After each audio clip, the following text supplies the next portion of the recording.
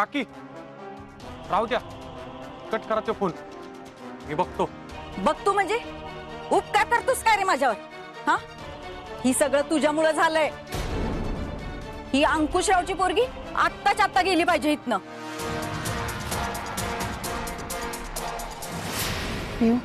कशाला शांत झालेल्या वादळाला हवा देतेस ग? चल गपित ना. आता जर तुझ्या डॅडीसनी कळालं असतं ना की तू इथं आहेस, तर लय वाढीव काम झालं असतं. माझं ऐक, चल इथनं. नाहीतरी काकी आहे ना, खरोखरच आपल्याला फरफटत इथनं बाहेर काढीला.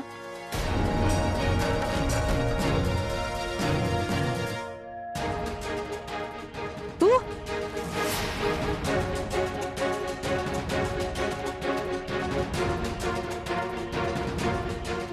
पुरी, तू इथं काय करतेस ग? मी वीरूची माफी मागायला आले होते. माझ्यामुळे त्याला त्रास झाला ह्याचं लय वाईट वाटतंय मला.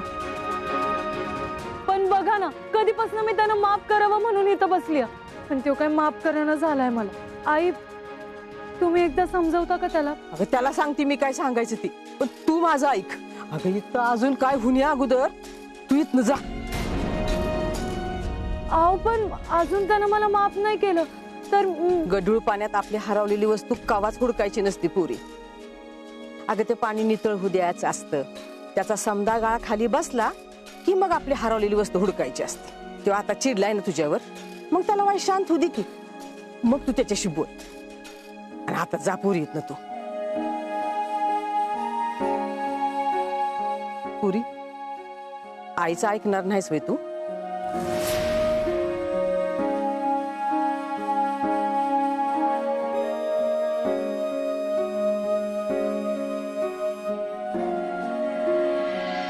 मला पटतंय तुमचं आई.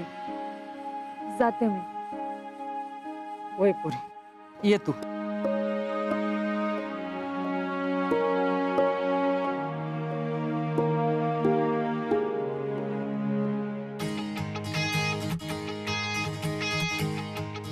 आईंच्या शब्दाचा मान ठेवून जाते बर का?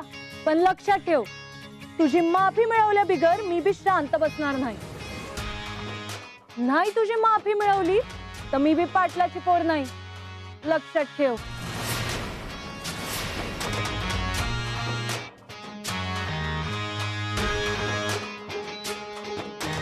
येते आई. वय.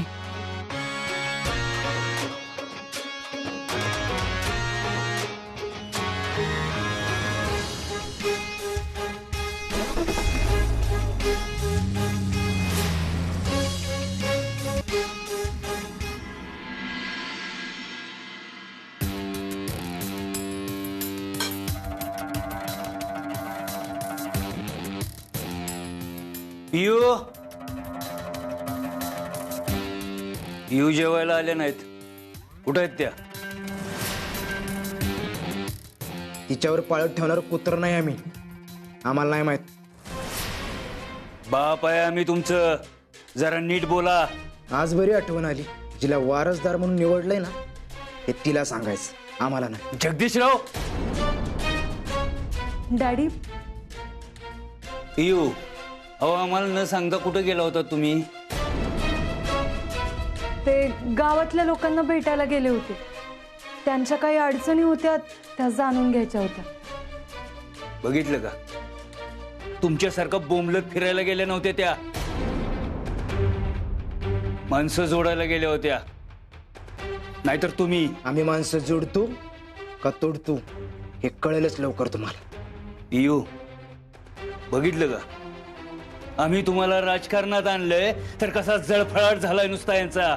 स्वतःच्या फायद्यासाठी तिला राजकारणात आणलंय हे पण सांगा की तिला. तुझा भोळा बाबडा चेहरा वापरून स्वतःची इमेज बनवायची आहे त्यांना. उगाच बिनबुडाचं काहीतरी बोलू नका. पियू, तुमच्यात कॅलिबर आहे म्हणून तुम्हाला राजकारणात आणलंय आम्ही.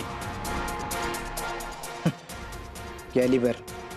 पियू, तुला चांगलंच माहिती आहे की तुझ्यापेक्षा जास्त कॅलिबर आमच्यात आहे, आणि ह्यांच्यापेक्षा पण. आणि आम्ही जर निवडणुकीला उभं असतो ना, तर असं 3 वेळा पडलो नसतो.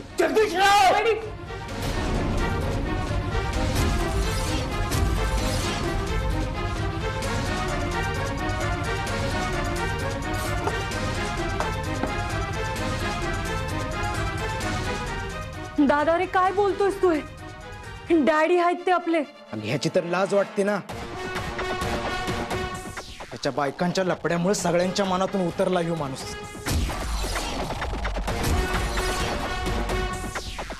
ह्याच्या बायकांच्या नादामुळे स्वतःची खुर्ची गमावून बसला ह्यो माणूस. आणि ह्याच माणसामुळे आपली आई आपल्याला कायमची सोडून गेली. आम्हाला चांगलंच आठवतंय, बाहेरच्या लपड्यावरून ह्यांच्यात आणि आईच्यात भांडणं झाली होती. तेव्हा या जिन्यावरून त्यांना आईला ढकलून दिलं होतं. आम्ही स्वतःच्या डोळ्यानं बघितलंय. आपल्या आईचा खुनी आहे ह्यो माणूस. जगदीशराव, बस बस. आता एक शब्द जरी बोलला तरी इथंच गोळी घालीन. हो, आधी स्वतःच्या पायावर नीट उभं राहावा आणि मग गोळी घाला. ते तू नको शिकवस. तू इथं आता आमच्या जीवावर उभा आहे. आता जर अजून आवाज चढवला तर पेटात लात घालून या संपत्तीतनं घरातनं तुला बाहेर हाकलीन. मग बघू तुझा माज किती राहतोय. राहणार, आयुष्यभर राहणार. आज आहे आणि उद्या पण असणार. आज ह्याच माझ्या माझानं तुमचा माज उतरवला नाही तर बघाच तुम्ही.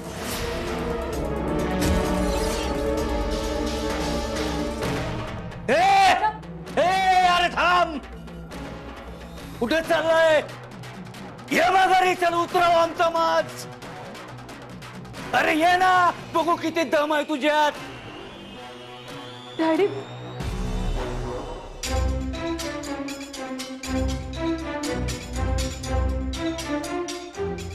How sad.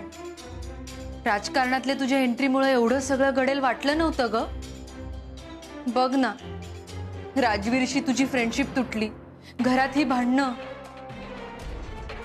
बट डोंट वरी, मी आहे ना. पिऊ, मी आहे ना मज्जा बघायला.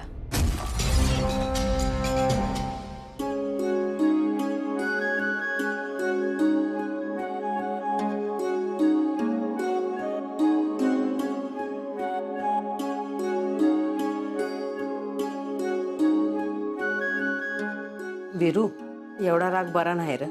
यात त्या पुरीची काय बी चूक नाही र. तुझी माफी मागायला स्वतःहून ती आपल्या दारात आली होती. मला ठाव आहे र, तू खोट्या लोकांच्या सावलीला बी उभा राहत नाहीस. पर म्या खोटं नाही वागली तुझ्याशी. मला राग नाही आला तुझा, वाईट वाटतंय मला. अगं तू बी बाकीच्यांसारखीच वागलीस. तू तरी सांगायला पाहिजे होतस ग मला की ती त्या अंकुशरावची पोरगी आहे. अरे इरू, तिनंच मला सांगितलं होतं इरूला यातलं काय सांगू नका म्हणून. येळ आली ना की मीच सांगेल त्याला समज. आणि तू बी तीच ऐकलंस. अगं पोटच्या पोरापेक्षा तुला त्या अंकुशरावची पोरगी जवळची वाटली वय. अरे इरू, तसं नाही र. अरे पण त्या दिवशी तिच्या घरातली माणसं तुला इथं दारात सोडून गेली, त्या रात्रीला मी तुला समज सांगितलं होतं र. पर तू ऐकायच्या आधी झोपून गेलास. काय? अरे खोटं नाही बोलत मी पोरा, खरंच सांगितलं होतं मी तुला. खरं सांगू पोरा, त्या पोरीनं काय वाईट हेतून तिची ओळख लपवली असती ना तर तिनं मला बी काय सांगितलं नसतं र. पोरा, खऱ्या खोट्या माणसांची पारख आहे मला, आणि ती पोरगी खरी वाटली मला. अरे पोरा, त्या दिवशी मी तिला माझ्या हातनं 4 घास भरवलं, तेव्हा ती घळाघळा रडली र. आणि डोळ्यातलं पाणी कवाच खोटं बोलत नाही. बासाई, हे बघ, त्या पोरीबद्दल मला काहीच ऐकायचं नाही. त्या पोरीचा विषय ना माझ्यासाठी कायम संपलाय. मी जातो झोपायला. अरे हे विरू, ऐक की र, असा डोक्यात राग घालून घेऊ नकोस. विरू, हे विरू.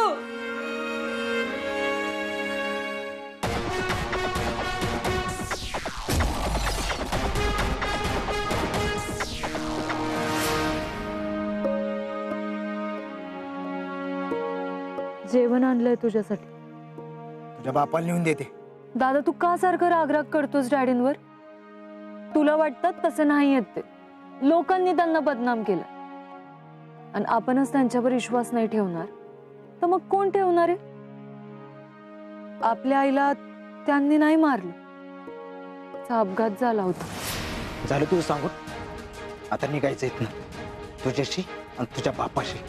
अजिबात बोलायचं नाही आम्हाला. मी राजकारणात आले म्हणून चिडलायस ना माझ्यावर? दादा, खरं सांगते, त्या दिवशी जी काही झालं ना, मला काहीच माहित नव्हतं. डॅडीने वारसदार म्हणून माझं नाव घेतलं तेव्हा मला बी धक्का बसला होता. आता तिथे स्टेजवर आपण सगळेच होतो म्हणून मला नकार नाही देता आला. पण डॅडींची किती बी इच्छा असू दे, मी राजकारणात थांबणार नाही. तू काळजी नको करू. तुझ्या वाटतला अडथळा मी नाही बनणार. आमचा ना याच्यावर विश्वास. राजकारणात कोणीच कुणाचं नसतं. पण तू आहेस. तू भाऊ आहेस माझा. तुला आठवतं दादा, आई गेल्यावर, डॅडी दौऱ्यांवर असताना तूच सांभाळलंस ना मला. माझी दिवस रात्र काळजी घेतली. मला काय हवं काय नको सगळं बघितलंस. कधी एकटं नाही पाडलं. आईची कधी आठवण बी नाही येऊ दिली. माझ्या वाटेत कुठला बी अडथळा आला ना तर तू त्याला सामोरं जायचंस. आणि मग आता तुझ्या वाटेतला अडथळा बनून मी कशी राहीन? तू जरी उभी नाही राहिलीस तर तुझा डॅडी तो तुला माझ्या वाटेत उभं करणारच ना. आत्ता केलं तसं. ही सत्ता म्हणजे एक नशा आहे. माणूस मरेपर्यंत ती तिची पाठ सोडत नाही. म्हणूनच मला ती नशा स्वतःला लागू द्यायची नाही. तू किती बी नाही म्हणलीस तरी तुझा डॅडी यातून तुला बाहेर पडून देणार नाही. तरी बी मी पडणार. तुझ्यासाठी पडणार. आणि योग्य वेळ आल्यावर तर तुझ्या पाठीमागं ठामपणे उभी बी राहीन. हे शब्द आहे माझा.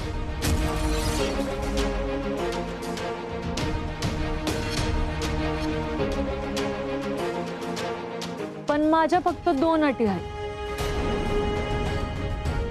पहिली म्हणजे यानंतर तू घरात कुठलाच वाद घालणार नाही. आणि दुसरी, आत्ता चुपचाप माझ्या हातानं 2 घास खाशी.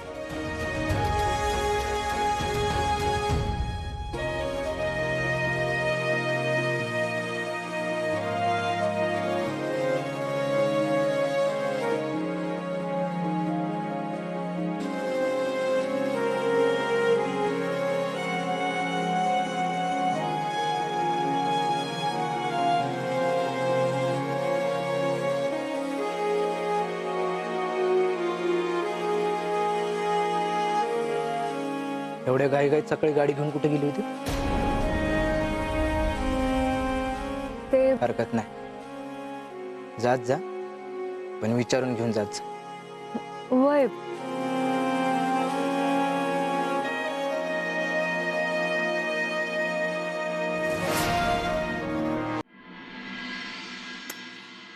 हे नाही नाही नाही नाही नाही नाही नाही नाही नाही, ही जमणारच नाही. त्योक आता न जमायला काय झालंय? का पहिल्यांदा करतोय शेतातली कामं? हा, ती नाही म्हणते मी, तुझ्या राजीनाम्याचं म्हणतोय. हा, आम्हाला पटलेलंच नाहीये की तू असा राजीनामा दिला ते. अरे पण तू असा तडकाफडकी राजीनामा द्यायलाच नाही पाहिजे होतास. तुला का जरा आमचा तरी विचार करायचा. बेट्यानो, तुम्हाला माहिती आहे ना, मला राजकारणात बिलकुल इंटरेस्ट नाही. ती अरे मी आपलं आहे ना, हे शेतात गुराढोरातच रमतोय ना, ते बेस्ट आहे मला. अरे ते राजकारण आपलं कामच नाही. अरे असं नाही, तुला राजकारणात इंटरेस्ट नाही म्हटल्यावर, तुझ्याकडे पद नसल्यावर आम्ही आमच्या अडचणी घेऊन कुणाकडे जायचं? आता अडचणी सोडवायला पद कशाला पाहिजे? त्या तर आपण अशा वेळी सोडवू शकतोच की. अरे विराला का पद असेल ना, एक टेरर असतो, एक रुबाब असतो. काय रे? होय. अरे 4 चौकात इज्जत असते. होय थोडं मिरावता येतं, आणि जो नडल त्याची जिरवता पण येते. होय होय नाग्या, मला ना मिरवायची हौसे ना कोणाची जिरवायची. मी आपलं हाय का नाही त्यात बेस्ट आहे बघ. आणि चला तुम्ही निघायत ना, मला एक कामं पडले ती. ही सगळं पिटून अजून उसाला पाणी पाजायचंय, मक्याचं वजा आणायचंय. सरका काम करू दे मला. अरे विरू भैया, ते काय नाही, तू आत्ताच्या आता आमच्यासोबत आमदार साहेबांच्या ऑफिसला चल आणि तो राजीनामा माघारी घे. बाकी आम्हाला काय माहित नाही. अरे विराला का तुझ्याशी बोलतोय आम्ही? अरे व्हायची इज्जत तरी द्या आम्हाला. नाग्या, मी सांगितलं ना, मला ती पदवीत काय नकोय म्हणून बोललो तर बोललो. ए यो असा ना ऐकणार. आपण यांना डायरेक्ट आमदार साहेबांची इथं जाऊ आणि त्यासनी सांगू की आपल्याला यो अध्यक्षपदी आपला भाऊच पाहिजे म्हणून. वीरू भैया, तू जर ऐकलं नाहीस ना, आम्ही आमदार साहेबांच्या ऑफिसमध्ये जाऊन राडा घाली ना. घाला राडा घाला, काय करायचंय ते करा, वाटल्यासे पेटून या जरा. बघा खरं घालीन. विरे चाललो आम्ही. असं तर असं तसं तर तसं. वीरू भैया, आता तू बघत चक्कीत जाऊ कसा असतो ते. पेटवीन म्हणजे पेटवीन. विरू भैया आता त्यांना सुट्टी नाही देणार. ए चला रे राडाच घालू आता. ए चल माया. मेहंदी लगा के रखना, डोली सजा के रखना, लेने तुझे ओ गोरी आएगा तेरा लिया आहा में.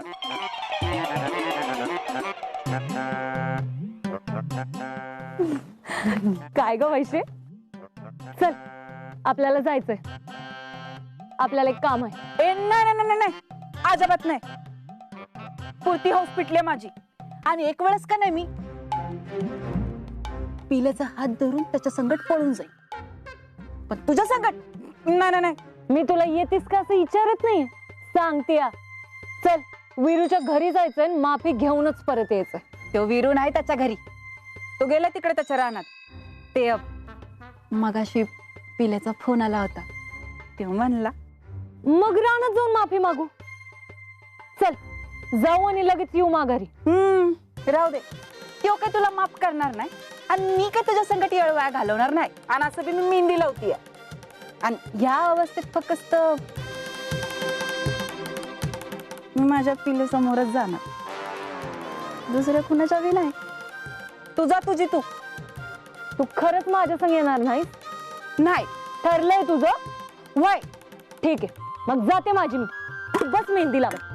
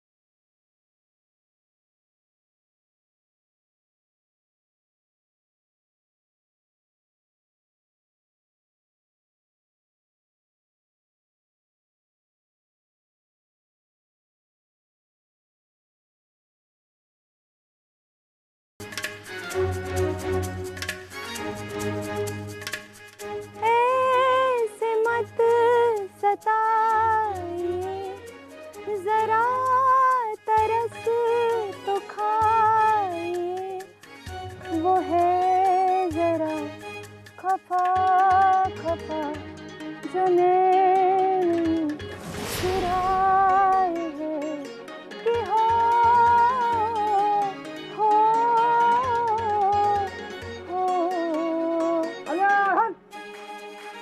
हर्र!